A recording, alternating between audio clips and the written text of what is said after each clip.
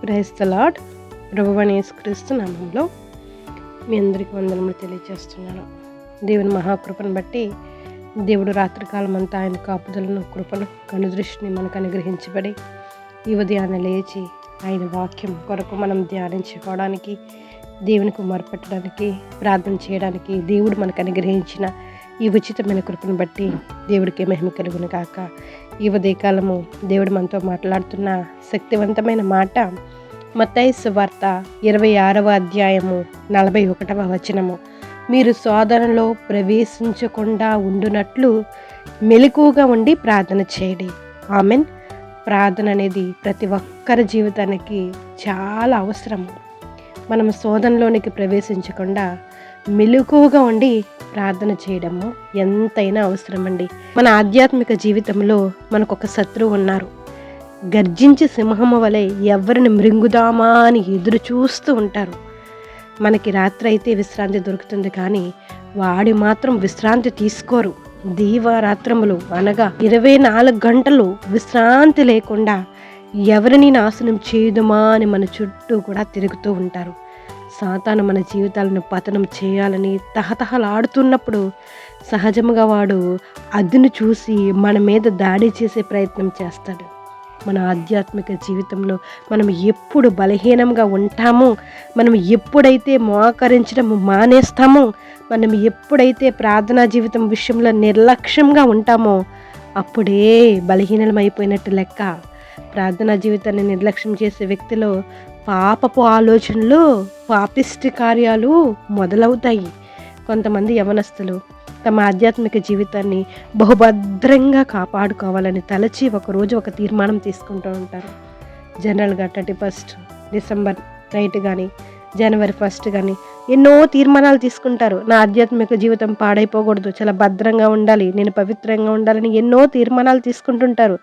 మనం బలంగా ఉండాలంటే నలుగురితో కలిసి కుటుంబంతో కలిసి ప్రార్థన చేయాలి. అదేవిధంగా వ్యక్తిగతంగా ప్రార్థన చేయాలి. అలా ప్రార్థన చేయాలని నిర్ణయించుకుని చాలామంది ఏంటంటే వారు తీసుకున్న తీర్మానాలను వదిలేస్తూ ఉంటారు. అలా కాదు, తీసుకున్న తీర్మానాన్ని ముందుకు కొనసాగించాలి. ఎంత కష్టమైనా, ఎంత ఇబ్బంది అయినా ప్రార్థన వలనే ఏ కార్యములైనా మనం సాధించగలమండి. సహోదరుడా, సహోదరి, ప్రార్థన జీవితాన్ని మానేస్తే మన ఆధ్యాత్మిక జీవితంలో పాపిష్టి గడ్డి మొదలవుతుందంట. హల్లెలూయా. అది మనల్ని దేవునికి దూరం చేస్తుంది. మన జీవితంలో పాపంతో కూడిన గడ్డి ఏది కూడా మొలవకుండా ఉండాలంటే మన ప్రార్థనా జీవితం బలంగా ఉండాలి. మన ఆత్మీయంగా బలంగా ఉండాలంటే ప్రార్థనా జీవితంలో స్థిరంగా ఉండాలి. తీసుకున్న తీర్మానాన్ని బట్టి ముమ్మార్లా, ఉదయమో సాయంత్రమా, ఏ నిర్ణయం తీసుకున్నావో, ఏ తీర్మానం తీసుకున్నావో దానిని బట్టి ముందుకు కొనసాగాలి. ప్రార్థన మాత్రమే మన జీవితాన్ని మారుస్తుంది, మనల్ని బలపరుస్తుంది, ఆధ్యాత్మికంగా ముందుకు వెళ్ళడానికి అది ఉపయోగపడుతుంది. ఆమెన్. ప్రార్థనా జీవితంలో మనం స్థిరంగా ఉన్నామంటే సాతాను వేసే ఎత్తుగడ వర్ధిల్లదు. ప్రార్థన లేకుండా సాతాను చేసే ఎత్తుగడలను, వాడు తీసుకువచ్చే శోధనలను జయించడము అసాధ్యము. కావున చక్కని ప్రార్థనా జీవితాన్ని ఇప్పటి నుండే, ఈ క్షణం నుండి, ఈ రోజు నుంచి అలవర్చుకుని జయ జీవితాన్ని జీవిద్దాం. దేవుడి వాక్యం సెలవిస్తుంది కదా, శోధనలో ప్రవేశించకుండా ఉండినట్లు మెలకువగా ఉండి ప్రార్థన చేయడి. దానియేలు తన శరీరాన్ని అపవిత్రపరచుకోకూడదని ఒక యవ్వనస్తుడిగా తీర్మానం తీసుకున్నాడు. తను చనిపోయేంత వరకు నీతిగా, యథార్థంగా జీవించగలిగారు.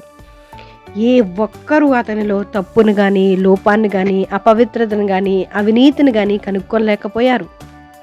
దానియేలు ఎంతో గొప్పగా ప్రార్థించేవారు. దానికి ప్రధాన కారణము అతడు ప్రతిదినము ముమ్మారు మోకరించి ప్రార్థించేవారు.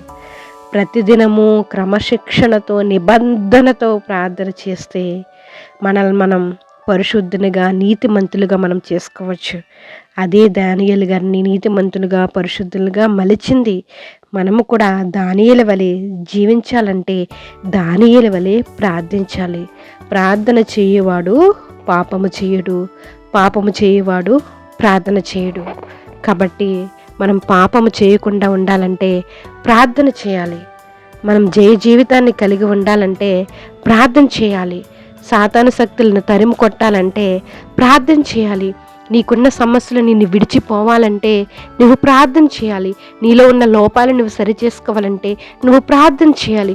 నీలో ఉన్న బలహీనత పోయి నువ్వు స్వస్థపరచబడాలంటే నువ్వు ప్రార్థన చేయాలి. ప్రతి దానికి ఆన్సరు ప్రార్థన, ప్రార్థన, ప్రార్థన. ప్రార్థనలోనే మనకి జీవం ఉంది. ప్రార్థనలోనే మనకి సమస్తమును ఉంది. కాబట్టి శోధనలో ప్రవేశించకుండా మెలకువగా ఉండి మనం ప్రార్థన చేద్దాం. రాబోయే రోజులు చాలా భయంకరమైన రోజులు. ఏ క్షణాన్ని ఎలా ఉంటామో, ఎక్కడుంటామో, ఎలా గడుపుతామో చెప్పలేని రోజులు చూస్తున్నాం. భయంకరమైన రోజులు రోజు మనకు కనబడుతూనే ఉన్నాయి. సాతానుకు సరైన సమాధానము మనం ప్రార్థన చేయడం మాత్రమే. ప్రార్థన చేస్తే మనకున్న బలహీనతలన్నీ పోయి ఆధ్యాత్మిక జీవితంలో ముందుకు సాగడానికి అదే ప్రధానమైన కారణం అవుతుంది. మరి దానియేలు గారు ముమ్మారు ప్రార్థన చేసి దేవుని యొక్క కృపను ఎలా పొందుకున్నారో మనం కూడా ప్రార్థన చేసి దేవుని యొక్క కృపతో మన వ్యక్తిగత జీవితాన్ని కాపాడుకుందాం, కుటుంబ జీవితాన్ని కాపాడుదాం. సంఘపరంగా ఐక్యత కలిగి ఉండడానికి ప్రార్థన ఎంతో అవసరం అవుతుంది. కాబట్టి మెలకువగా ఉండి ప్రతి ఒక్కరము యథార్థంగా నిజాయితీగా ప్రార్థన చేద్దాం.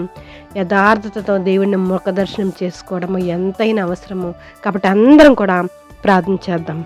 హల్లెలూయా. ప్రార్థన చేసుకుందాం. జీవం కలిగిన దేవా, మీకు వందనాలు స్తోత్రములు చెల్లించుకుంటున్నామయ్యా. ఈ ఉదయకాలమే నేను హెచ్చరికలతో కూడినైనా దేవా స్తోత్రము, వాగ్దానం అయినా స్తోత్రం. మీరు మాకు అనుగ్రహించినందుకు మీకు స్తోత్రాలయ్యా. శోధనలో ప్రవేశించకుండా ఉండినట్లు మెలకువగా ఉండి ప్రార్థించండి అని మీరు సెలవిస్తున్నారు. నిజమే తండ్రి, మేము ఎలాంటి శోధనలోనికి ప్రవేశించకుండా ఉండాలంటే మాకు ఆయుధం ప్రార్థనే కదా ప్రవ్వా. మా జీవితాలనైనా జయకరంగా ఉండాలంటే మా ఆయుధం ప్రార్థనే కదా ప్రవ్వా. మేము ఆరోగ్యంగా ఉండాలంటే మా ఆయుధం ప్రార్థనే కదా ప్రవ్వా. మేము ఆర్థిక పరంగానైనా బలంగా ఉండాలంటే మా ఆయుధం ప్రార్థనే కదా ప్రవ్వా. మా ఇంట్లో సమాధానం ఉండాలంటే మా ఆయుధం ప్రార్థనే కదా ప్రవ్వా. ఆధ్యాత్మిక జీవితంలోనైనా దేవా స్తోత్రం, మేము ఎదగాలంటే నేను ముందుండాలంటే మా ఆయుధం ప్రార్థనే కదా ప్రవ్వా. అలాంటి ప్రార్థన మేము జీవితంలోనైనా దేవా స్తోత్రం నిర్లక్ష్యము చేయకుండా ప్రార్థనా పరులుగా మేము మారునట్లు మీరు సహాయం చేయండి. ఈ ఉదయకాలం ప్రార్థనలు ఏకీభవిస్తున్న ప్రతి బిడ్డని జ్ఞాపకం చేసుకుని ప్రార్థనా పరులుగా తీర్చిదిద్దండి. వారిని బట్టి వారి కుటుంబాలు, వారి చుట్టుపక్కల వారు మారడానికి మీరు సహాయం చేయండి ప్రభా. మీకు వందనాలు. బలహీనంగా ఉన్న వారిని బలపరచండి, స్వస్థపరచండి. ఆర్థికపరమైన సమస్యలతో సతమవుతున్న వారిని ఒక్కసారి జ్ఞాపకం చేసుకోండి. సమాధానం లేకుండా మెంటల్ డిప్రెషన్తో బాధపడుతున్న వారికి ఒక్కసారి విడుదల దయచేయండి. వ్యవసాయం చేస్తున్న వారిని జ్ఞాపకం చేసుకోండి. చేతి పని వారిని చేస్తున్న వారిని జ్ఞాపకం చేసుకోండి అయ్యా. ప్రవ్వా, వ్యాపారాలు చేస్తున్న వారిని దీవించండి, ఆశీర్వదించండి ప్రవ్వా. మీకు వందనాలు. ఉద్యోగస్తులను జ్ఞాపకం చేసుకోండి. ఈరోజు ప్రయాణాలు చేస్తున్న ప్రతి ఒక్కరిని జ్ఞాపకం చేసుకోండి ప్రవ్వా. ఈరోజు పుట్టినరోజులు, పెళ్లి రోజులు చేసుకుంటున్న బిడ్డలకు నైనా మీకు వందనాలు స్తోత్రాలు. వారి జీవితంలో మరొక సంవత్సరం మీరు ధరింప చేసినందుకు మీ కృతజ్ఞతాస్తుతులు చెల్లించుకుంటున్నాం. ప్రతి బిడ్డల్ని కాపాడండి ప్రవ్వా. మీ యందు భయభక్తితో ఉన్నట్లు మీరు సహాయం చేయండి. మీ జ్ఞానాన్ని నైనా అనుగ్రహించండి. మీ తెలివిని మాకు అనుగ్రహించండి తండ్రి. మేము ఎక్కడ తప్పిపోకుండా మా హృదయ జ్ఞానము, నోటి మాటలు మీకు అంగీకారంగా ఉండినట్లు మీరు సహాయం చేయండి. ఈ ఉదయకాలం ప్రార్థనలు ఏకీభవిస్తున్న ప్రతి ఒక్కరిని జ్ఞాపకం చేసుకుని వారి కుటుంబ అవసరతలో మీరు తీర్చండి తండ్రి. వారికి ఉన్న ప్రతి అవసరతను మీరు తీర్చి మీలో ఎదగడానికి, మీలో సాగడానికి మీరే సహాయం చేస్తారని, ప్రతి బిడ్డలని జ్ఞాపకం చేసుకుంటారని, సమస్త గంట మహిమా ప్రభావాలు మీరు పొందుకుంటారని ప్రభువుని యేసు నామములో అడిగి వేడుకుంటున్నాం మా పరమ తండ్రి. ఆమెన్. Praise the Lord. అందరికీ వందనములు. దేవుడు మిమ్మల్ని దీవించి ఆశీర్వదించును గాక. మీరందరూ కూడా దేవునిలో వర్ధిల్లాలంటే ప్రార్థన చాలా ఇంపార్టెంట్. మనందరం కూడా ప్రార్థనా పరులుగా ఉందాం. మన ప్రతి సమస్యను ప్రార్థన ద్వారా మనం తీర్చుకుందాం. Amen. Praise the Lord. God bless you all.